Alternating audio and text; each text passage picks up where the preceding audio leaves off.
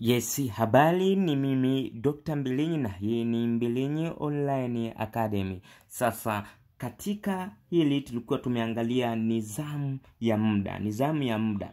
Na katika nidhamu ya muda, kama unataka kuwa popular katika hatua hii, basi hakikisha una kitu kimoja kinaitwa ratiba, au hakikisha una kitu kimoja kinaitwa DMO. DMO hii hapa ni Daily Method of Operation.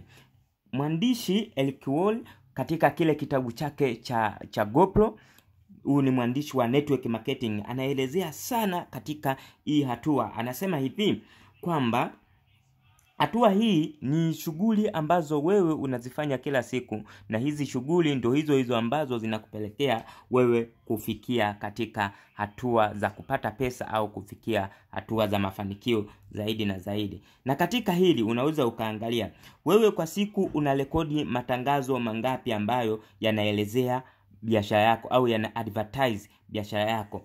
Lakini pia unafanya presentation ngapi kwa siku ambazo zinatambulisha biashara yako. Lakini unafanya follow up ngapi kwa siku ambazo zinaelezea kuhusiana na wateja wako au zinakukutanisha karibu na wateja wako. Na hivi vyote vinapatikana katika Unpopular Technique.